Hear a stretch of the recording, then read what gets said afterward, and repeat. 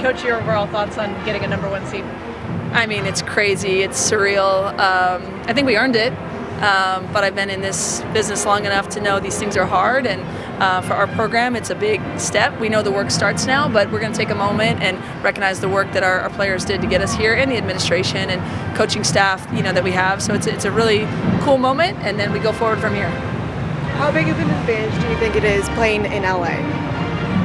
I mean, women's basketball has the unique, opportunity to earn a host, and we wanted to do that all year long. It doesn't guarantee you anything. No one's going to give you points, no one's going to give you wins, but to kind of give back to this community that's been incredible to us this year, and we've had great fan support, we're super happy to be able to stay at home and kick off our NCAA tournament here at Galen. Lindsay, how cool is it just to have the continuation all season with the alumni returning here, to see so many here being able to celebrate with you guys, and when the community is rallying, just how cool is it to see that? Yeah, I mean, I want people to know that they aren't just names on a billboard to us. They aren't just photos in here. They are real live women who are incredible. They were the best to ever play in basketball. They're champions, and even ones throughout the years after, highly successful women who've just poured back into this group, and I think made this program incredibly unique. As Kenzie said after the Pac-12 championship, we stand on the shoulders of giants, and the fact that they keep showing up for us before we were winning games, before the excitement, means the world to us, and to be able to share this with them is really important. Lindsay, first thoughts as you see USC go up on the screen, #1? I mean, it's amazing. I do think that we earned it, and we thought that that's where we would be, but it doesn't diminish at all, like me taking a moment when that 1 seed pops up there. I mean, my career, that's never happened. I know obviously for anyone in this program since, back in the days of Cheryl, it hasn't happened, and it's pretty unbelievable considering how many great teams there are in this country. So going forward, what's next? Get to work. We don't take anything for granted. I'm going to get as much film as I can on Texas A&M, Corpus Christi. Start working on that. The staff will get to work as well, and we'll have a practice tomorrow as if it's day one, right? Because we know that the celebration kind of stops tonight. We're happy with what we've done, but we have a lot more to do.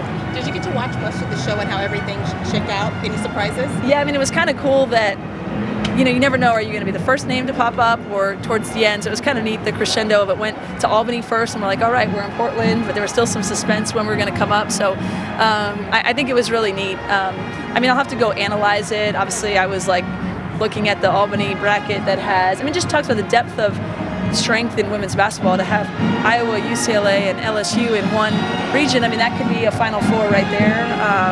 So everyone's got a lot of great basketball in front of them. We're just happy to be in it, to be dancing, to be playing at home, and to have challenges in front of us that I think this group is going to attack. Coach, what can you say about the reception you had here today for this party?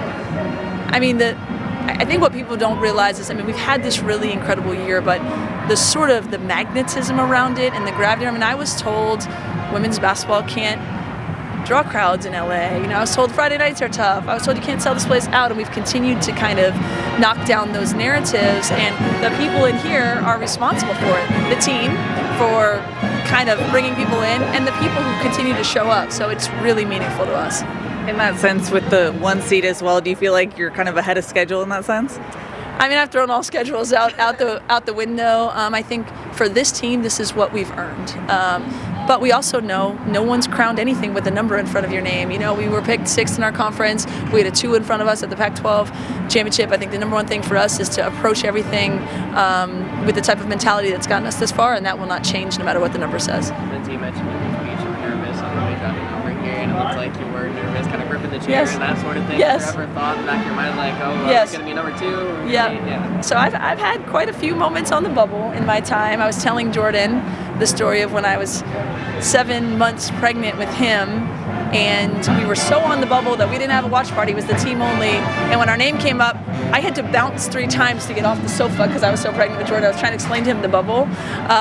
So when our name wasn't in the first 2 regions, which I didn't expect it to be in Albany, I was kind of like, we're in, right? What's going to happen? Like that, the nerves and the energy of selection Sunday are always there. So yeah, I was nervous about everything, but just excited to see our name called and really excited to get to work. Coach, going back to that Albany bracket, that was, as you mentioned, quite some names there. So just curious what you thought in looking at that. Is that something you're thinking, we should be in that, or thinking, I'm glad we've got our own space? I think that from what I understand about the bracketing rules, the top teams in the West were going to get Portland in each region, and then from there you go to Albany, and so I do think we had earned Portland. So I was just kind of, once they were doing Albany, I wasn't assuming anything, but I was sort of watching a little bit more as an observer to see, you know, who are the 8-9s, who are the 7-10s that have been placed, thinking, okay, who's left that we could play, but really I just, at that point, was waiting to hear our name called and excited to see our players react and, you know, like see their name up there as a 1 seed. That was the cool part. Coach, what can you say about the momentum that you guys have, and what do you like best about the way you guys were playing in winning the conference tournament and where you're headed? I think in some ways, like, the momentum of a Pac-12 tournament sort of stops in that it's a start over, right? And we've said that to our players. You don't get to carry over, you know, points from the Pac-12 tournament. But I think the lessons that we learned from that are things that continue through. That we almost went through a gauntlet of an NCAA tournament with Arizona, UCLA, Stanford. We didn't have an easy path, right, to win that. So I think the lessons we learned about out-rebounding two of the best rebounding teams in the country, you know, about handling pressure, about, you know, being the toughest team out there, those are the things that carry over. And if we do those things, then momentum will continue. But, you know, we need to get back to work and get ready to win the games in front of us.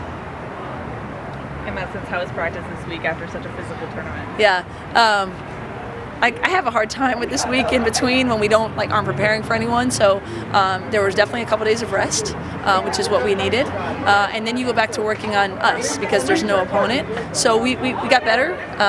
You know, I really was cognizant of keeping their bodies as fresh as possible, but keeping us in shape. You know, got through it, obviously healthy and getting better at a few things. So I'll call that a win, and we'll get back to work on Monday.